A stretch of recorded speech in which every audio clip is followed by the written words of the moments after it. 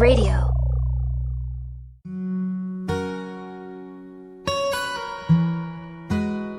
You are listening to Texas History Lessons, a slow walk through Texas history made in Texas by a Texan for everyone everywhere. Visit TexasHistoryLessons.com.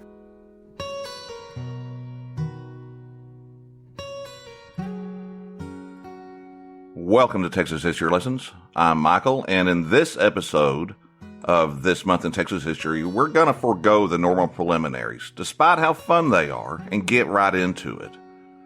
Now, June is filled with great moments in Texas history. For example, on June 24th, 1699, the mother of Texas missions, the San Juan Bautista mission, was founded on the Rio de Sabinas, about 25 miles north of Lampazos, Nuevo Leon, Mexico. It served as a gateway for expeditions to the Texas interior for years to come.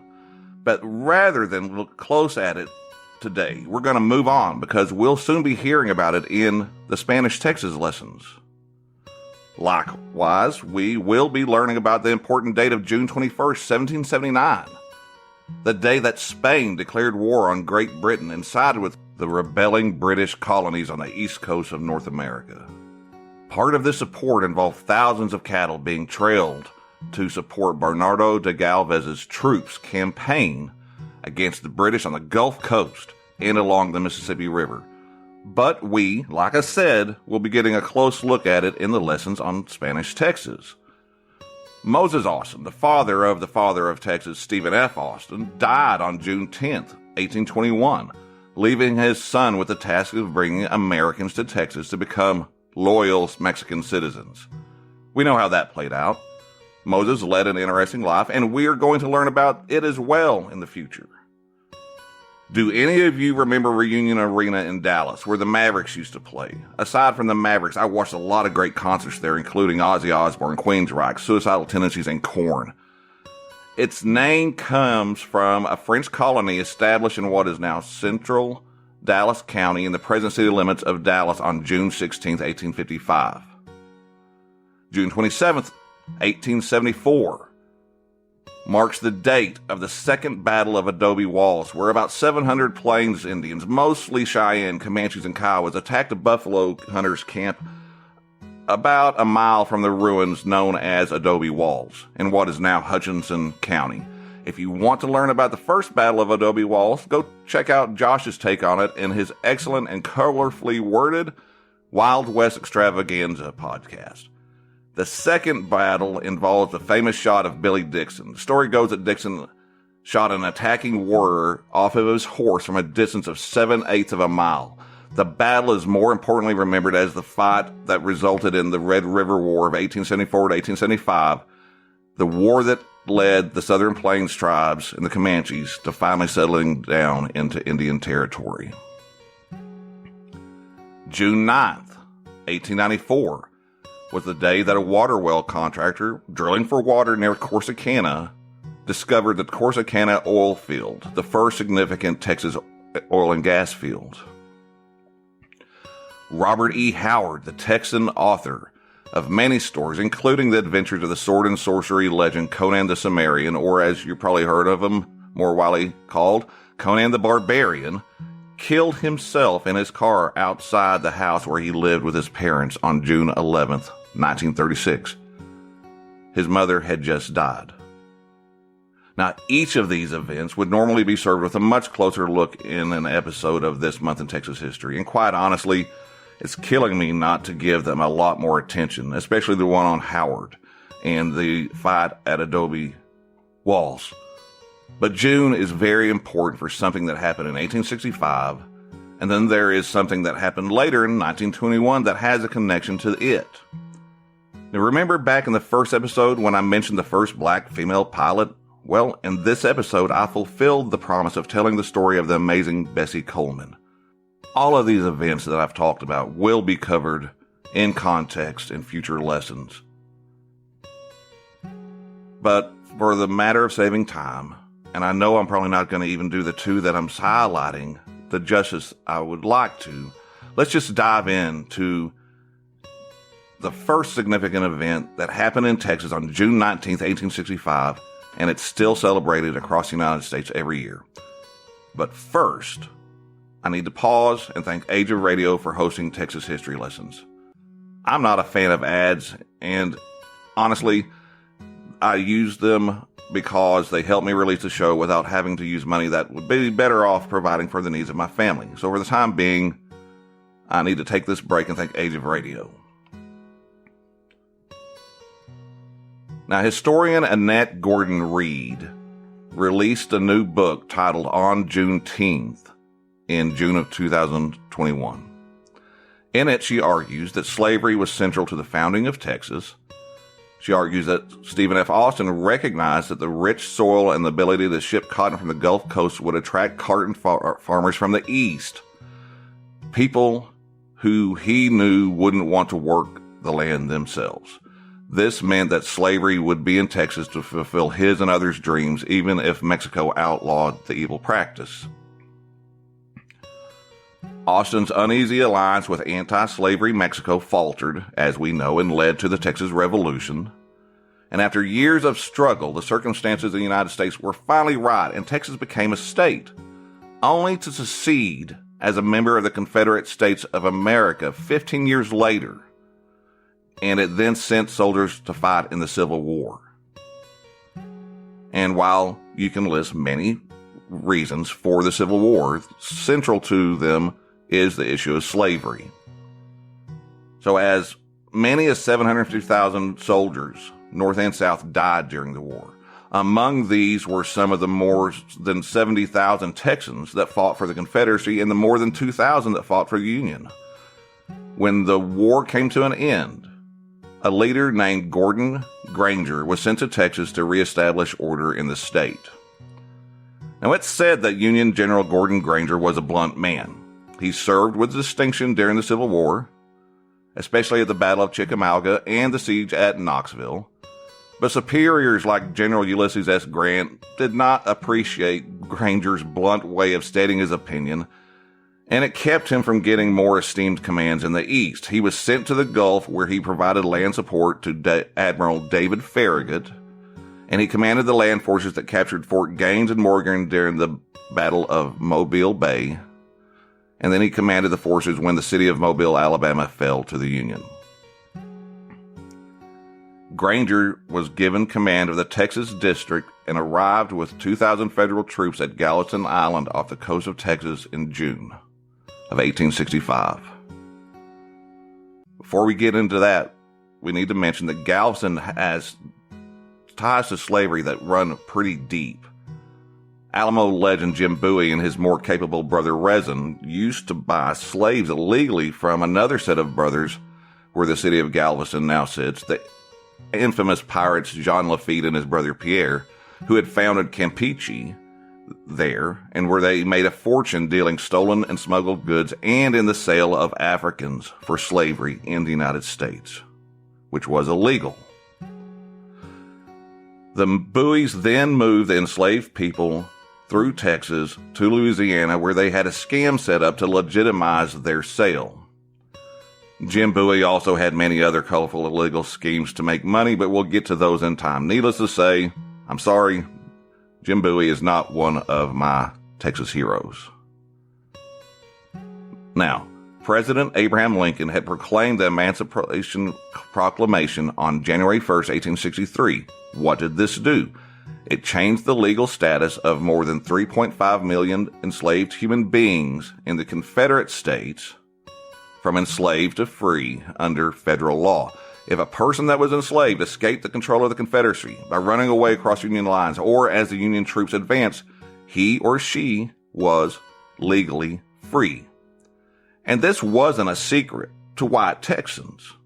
News came in through the port of Galveston, just like other news came from everywhere.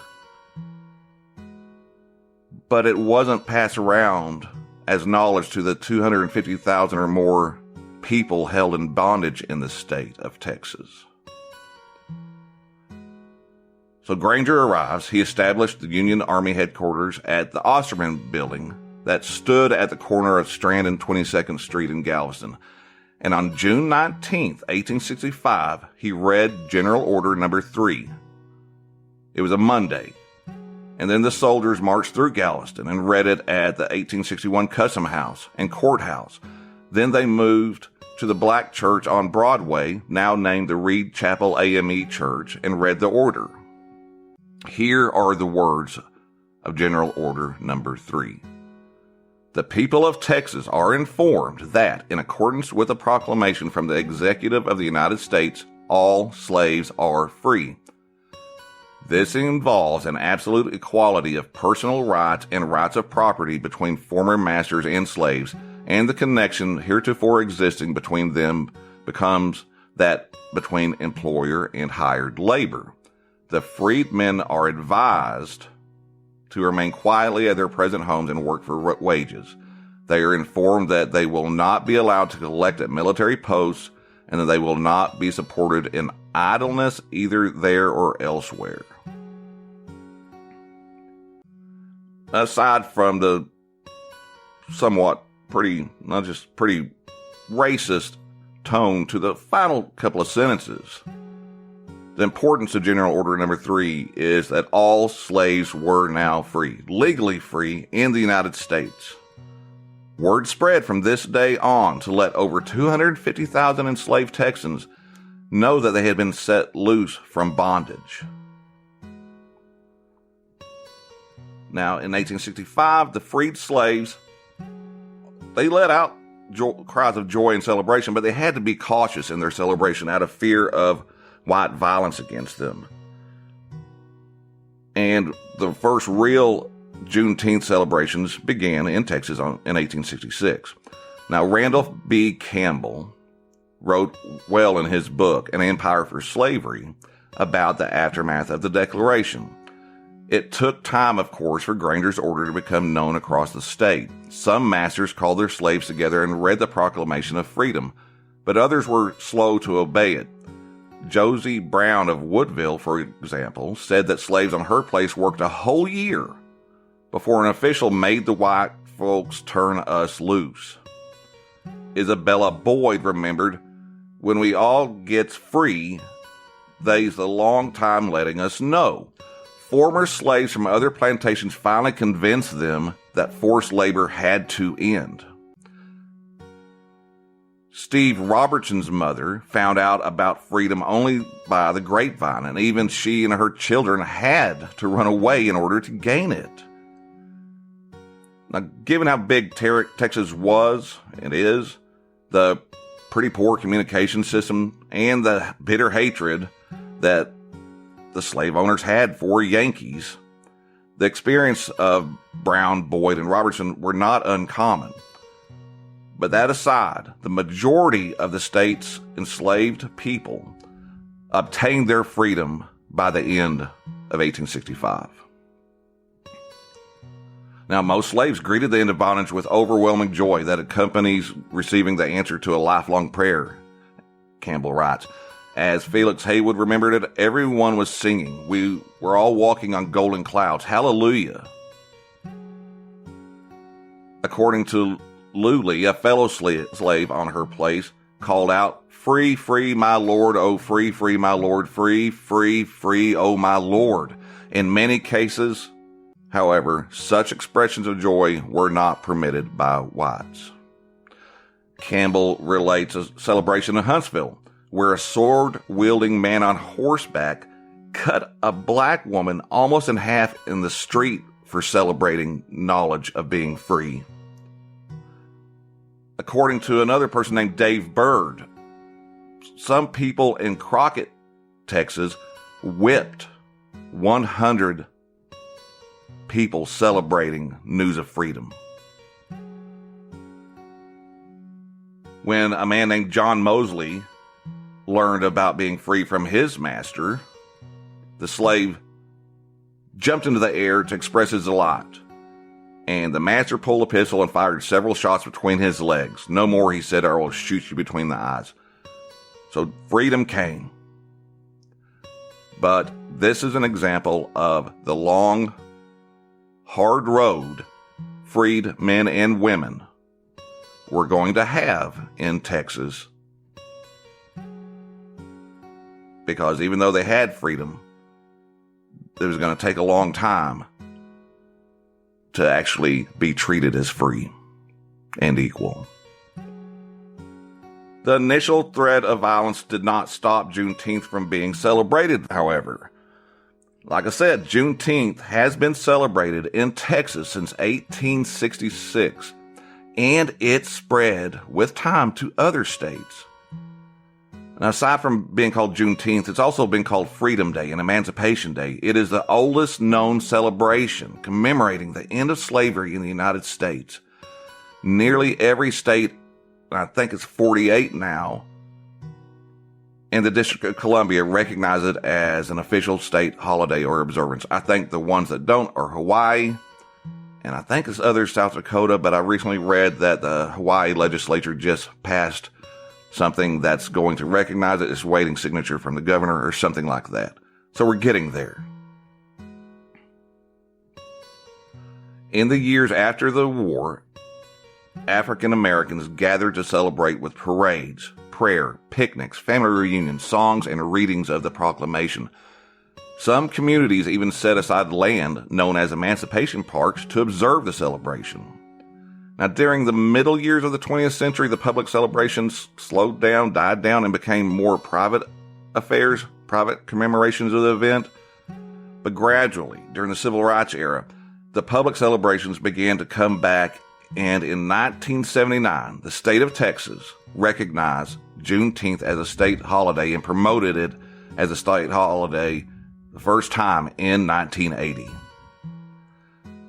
Galveston's Juneteenth Committee in the city of Galveston erected a statue of the reading of the order on the grounds of Ashton Villa Mansion in 2006. I didn't mention, we're not sure if it happened or not, but it's also suggested that Ashton Villa was another side of where the order was read. The one that I was most curious about when I visited Galveston a while back was the Osterman Building on Strand and 22nd. I went looking for it, thinking there's got to be a great something there commemorating this announcement. I wanted to find the spot where Granger had stood on the porch of the Osterman Building, and now the building itself is gone. I did find a historical marker there commemorating the site, and it appears that what was the Osterman Building site is now a parking lot. I'd hoped to see something a little bit more meaningful or respectful. There are some nice bushes near the memorial and a couple of benches, so it's a nice spot, but it's just not what I personally expected for something of such a significant occurrence. Other places in Galveston, though, do, like I said, they have statues commemorating the event. Now, Juneteenth remains a celebration of freedom and the strength and perseverance and triumph of the human spirit. And keep this all in mind when Juneteenth rolls around this year and every year. How significant an event it was to finally be told something that for 2.5 years had already been known to a lot of people elsewhere. But the true significance is that it happened and people were finally free. Now, the second event that I'm going to cover is another example of strength, perseverance, and triumph of the human spirit. It was about a young woman from Texas whose family definitely benefited from Granger's Juneteenth Declaration. In the very first episode, like I mentioned, I suggested and hinted that we were going to be learning about the world's first black licensed pilot, Bessie Coleman of Atlanta, Texas. That's where she was born. So let's take a look at her. Bessie was born in Atlanta, Texas on January 26, 1892. She was the 12th of 13 children. She lived with her sharecropping family near Waxahachie, which is south of Dallas on I-35. Her father left in 1900 to return to Indian Territory. Now, this is something I should point out. Not only was she black and the first pilot, licensed pilot, she also was part Native American, so she was also the first Native American pilot. With her father gone, she, with her brothers and sisters, she picked cotton, and she helped her mother with the washing and ironing that the mother took in to provide for the family. She worked and she saved, and she eventually had money to try to attend what's now Langston University in Langston, Oklahoma, but she only was able to stay for one semester because she couldn't keep up with the financial payments that she had to. So she moved to Chicago and to live with a brother who had relocated there. And she learned to be a manicurist, and she also ran a chili parlor at one time that was supposed to be quite successful, but it was during World War I that she started hearing stories about the exploits of the World War I aviators overseas, and she began dreaming of flying herself. A nice dream, and it would have stayed a dream had she not persevered. As a couple of sources explain, her brothers were coming back from the military in World War I, and they came home with stories about their time in France, and one of her brothers, John, teased her because French women were allowed to learn how to fly airplanes, and Bessie could not. She decided she was going to become a pilot. She tried to get into American fly schools, but because she was a woman and because of her race, she could not get admittance. But she didn't give up. Now, with the aid of a gentleman named Robert S. Abbott, he was the editor of Chicago Weekly Defender and one of the few wealthy millionaire black Americans in the United States at that time. He assisted her in contacting schools abroad. She started taking French lessons because her application would have to be in French, so she did night classes and learned French. And in 1920, she traveled overseas to an aviation school in Le Crotoy, France. I probably butchered that. My Texas mouth butchers most phrases. I apologize. And she studied for 10 months.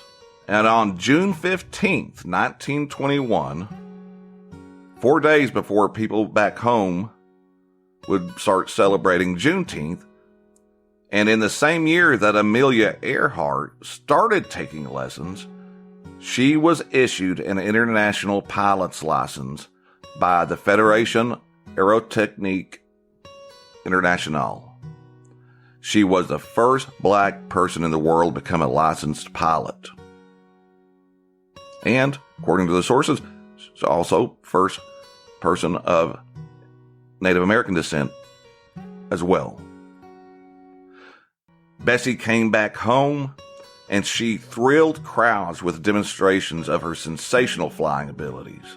They would have air shows, and she would do daredevil feats in the shows, and she ended up getting the nickname of Brave Bessie. She was an inspiration to others, and she encouraged others to try to learn to fly. Her dream was to set up a black aviation school. And if the air show refused to let black people attend and be in the audience to watch the aviators do their flying and stunts, she refused to participate. And she was quite a draw because she was really good at it. The sad part of this story is that she didn't live long enough to see her dreams come true. She died in 1926 when there was a really bad accident when she was taking a test flight for a Florida air show. But brave Bessie Coleman left a powerful, inspirational legacy for others. And in 1921, there was a flying school for African Americans founded in Coleman's honor in Los Angeles, California. I'm happy to be sharing the memory of Bessie Coleman, an amazing pioneer in aviation and a pioneer in civil rights, who went from living as a sharecropper in Texas to flying and wowing people with her abilities.